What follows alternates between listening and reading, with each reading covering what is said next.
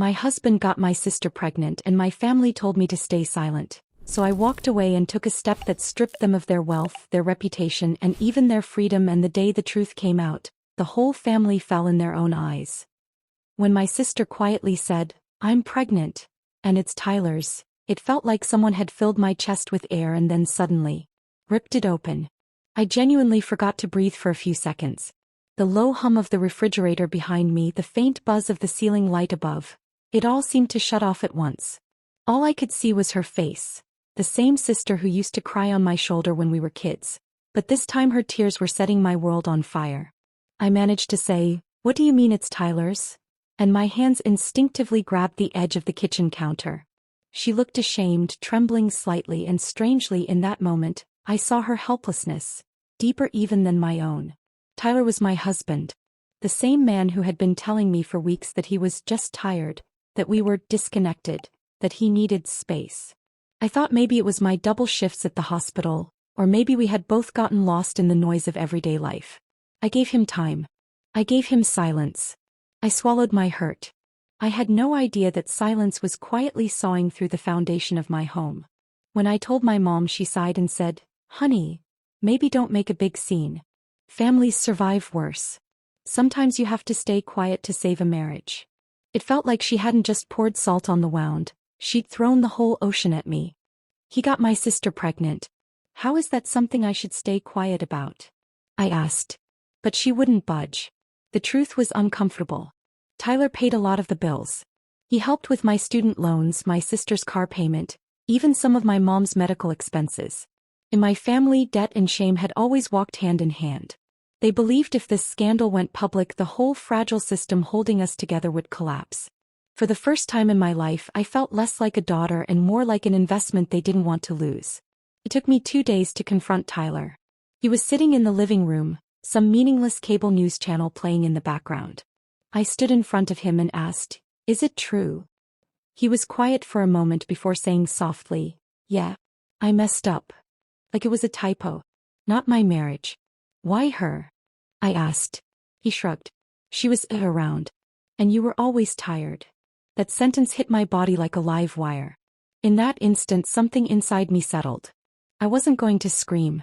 I wasn't going to beg. I was going to let him lose exactly what he thought he could casually risk. The idea of revenge didn't feel wild or dramatic. It felt calm. Clear. Tyler liked to think he was smarter than everyone. He ran a small contracting business and often bragged about how he played the tax game. He assumed I was just a nurse who wouldn't understand numbers. What he didn't know was that I saw everything. The inconsistent invoices. The cash payments that never made it to official records. The suspicious Venmo transfers labeled as consulting. I had never confronted him about it, but I remembered every detail. Maybe part of me always knew the information might matter one day. I just never thought that day would begin with my sister's tears. I asked my sister to stay with me for a few days. She moved into the guest room, quiet and withdrawn.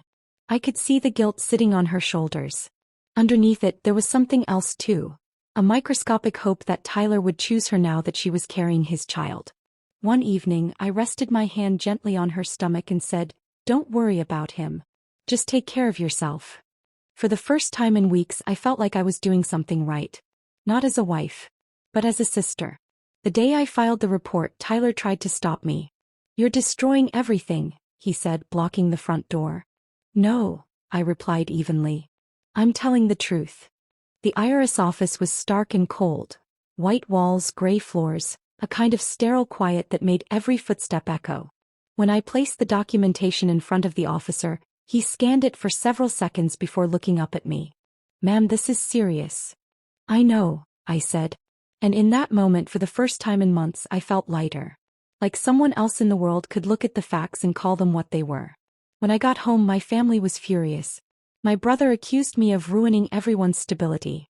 My mom cried and said, "You ruined this family." I laughed. A sharp, humorless sound. Family? Which one? The one where husbands get sisters pregnant? Or the one where daughters are told to stay quiet because someone has to pay the bills? My words cut through the room. I packed a bag that night and left. I moved into a small apartment across town. The paint was chipped. The water pressure was unreliable. The rent ate up most of my paycheck. But it was mine. The first night I slept there, I woke up to a strange sound. Silence. No tension in the walls. No waiting for someone to come home. Just my own breathing.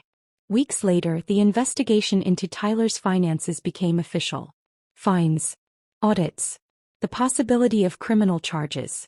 His parents, who had always carried themselves like pillars of the community, suddenly avoided eye contact at church and neighborhood gatherings. The same people who once praised him now whispered. My family tried to minimize it. They insisted it was a misunderstanding. But numbers don't misunderstand. The day everything became public record, my mom called me. Her voice sounded smaller than I'd ever heard it.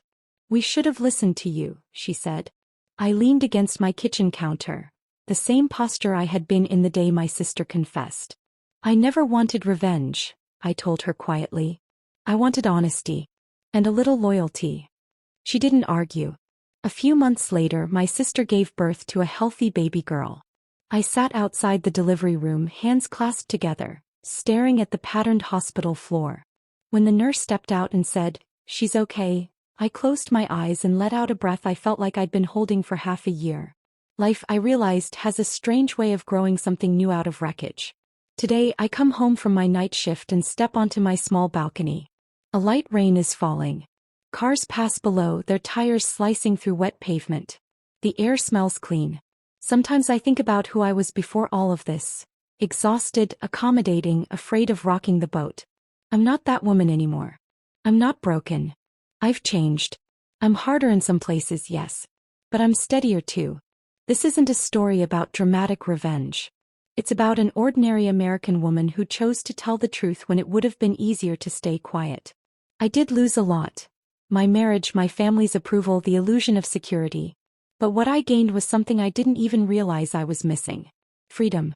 And the kind of self-respect that no one can quietly take from you again. If this story moved you, shocked you, or made you reflect, please take a moment to like this video and subscribe to the channel. Your support helps more real, powerful stories reach the people who need them. Thank you so much for watching and being part of this community.